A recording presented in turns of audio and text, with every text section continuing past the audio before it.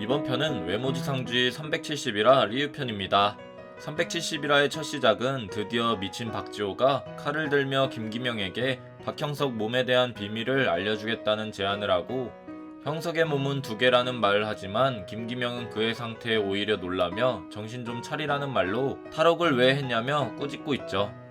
그런 대책 없는 박지호의 모습을 보고 말하지만 오히려 박지호는 김기명에게 욕을 하며 칼을 김기명에게 들이대고 김기명이 아니라는 둥 헛소리를 시전해버립니다. 그 말 들은 김기명은 도대체 누굴 만나고 온 것이냐며 그의 칼을 종이 꾸기듯 힘으로 휘어버리고 그의 상태에 대해 의심을 하죠. 바로 그때 박지호는 누군가 자신에게 다가온 모습을 봤고 그 사람을 보자마자 다급하게 도망가는 모습입니다. 그런 지호를 혼자 놔두면 위험하다며 자신의 부하를 시켜 그를 잡아오라고 하죠. 그렇게 이건우와 윤경현에게 말을 전해준 김영은 박지호가 전부터 정신착란이라는 사실을 말해줬으며 그 말을 듣던 도중 박지호를 찾았다는 말을 부하에게서 듣게 됩니다. 그 시각 작은 형석은 형사들과 함께 어디론가 달려가고 있었고 도착한 곳에서 정면이 아닌 위를 보는 방향으로 시점은 바뀌었죠. 박지호는 옥상에서 누군가와 대치 중이라는 상황을 듣게 됩니다. 옥상 문은 닫혀있고 그는 누군가와 말을 하고 있죠. 그렇게 혼자서 박지호가 말을 하는 장면이며 그는 점점 대화가 진행될수록 당황하는 표정을 짓게 되며 끝내 두려움까지 보이는 얼굴입니다. 사람들은 박지호의 부하일 것이라고 예상을 했지만 바로 그때 박지호는 옥상에서 떨어지게 됐고 그 모습을 본 형석이 잡으려고 했지만 이미 늦은 모습이죠. 이후 생을 마감한 박지호의 진단서를 보고 있는 형사는 그가 심한 스트레스에 대한 분열형 장애라는 것을 알게 됐고 그는 들어가기 전 감형을 받을 수 있었던 진단서까지 있었다고 하죠. 그렇게 그가 옥상에서 말을 했던 것은 혼잣말이었으며 박지호는 자신이 감옥에 두고 갔던 과거 자신과 이야기를 했던 것이었습니다. 과거의 박지호는 처음부터 다시 시작하자며 현재 악으로 물든 박지호에게 너는 이미 졌다는 말을 전하게 되죠. 끝내 자신의 과거에게 진 박지호는 처음으로 자신이 이겼다고 생각한 날 그날처럼 스스로를 밀어내어 다시 극복한다는 소리와 함께 생을 마감하는 선택을 하게 되었죠. 한편 1회에선 통합회장 유진이 누군가의 전화를 받고 말하고 있으며 박지호로 예상되는 겁없는 친구가 죽었다는 말을 하게 됩니다. 그 전화의 상대방은 바로 1회 이계열사의 인물이었고 인후 가면을 쓰고 있는 사람과 그 사람의 다리에 누워있는 어떤 여자와 함께 외모지상주의 370이라는 끝이 나게 되죠. 드디어 박지호 에피소드가 끝나고 1회의 이계열사가 진행됩니다. 결국 박지호는 교도소에 들어가기 전에도 학교폭력 때문에 정신의학적 치료를 받기는커녕 오히려 더 안 좋은 곳으로 들어가 갈굼을 당하다 본격적으로 독방에 갇히게 되면서 장애가 악화되었고 결국 극복하겠다라는 말로 흑화가 되어버렸는데요. 수감을 해도 제대로 치료를 진행하고 수감을 하던지 아니면 감형을 했다면 이렇게까지 비극적으로 끝나지는 않았을 것으로 보이죠.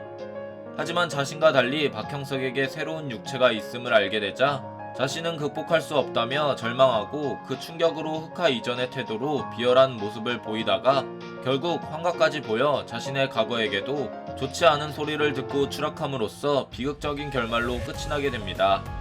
그러나 정작 피해자였던 박지호는 장애를 얻고 가진 고생과 망상에 시달리다가 스스로 생을 마감했지만 박지호를 괴롭혔던 가해자들은 멀쩡하게 잘 살아있는 모습이 지금 현재의 모습을 보여준 듯한 떡밥들이 아닌가 싶은데요.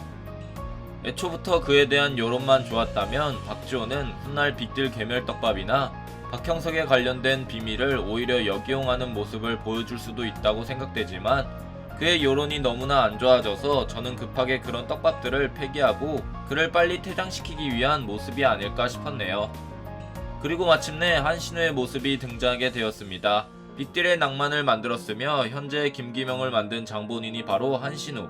그는 역시 1회에 있었으며 가면을 쓴 모습이 정확한 모습은 아니었지만 과거 전에 있던 흉터들과 머리 모양 그리고 체형만 봤을 때 누가 봐도 한신우라는 것을 알 수 있는 모습의 연출입니다. 거기에 한신우는 강아지의 종류 중 하나인 시바견의 가면을 쓰고 있는데요. 전에 형석이 쓴 가면은 키츠네, 일명 여우 가면입니다. 둘의 공통적인 특징은 일본에서 유래된 가면들이라는 것. 시바견은 일본의 대표 견종으로서 정식 명칭으로는 시바이누라고 불리죠. 시바견은 우리나라의 진돗개처럼 집을 지키는 영향력이 크며 일반적인 성격은 주인에게 충실하고 경계심과 공격성이 강한 강아지입니다. 이런 모습의 시바 가면을 한신우가 끼고 있는 연출과 그의 무릎에 누워있는 여자를 본다면 아무래도 한신우는 시바견처럼 누군가에게 충성을 다하고 있으며 그 누군가가 바로 저 무릎에 기대어 있는 여자로 보이죠.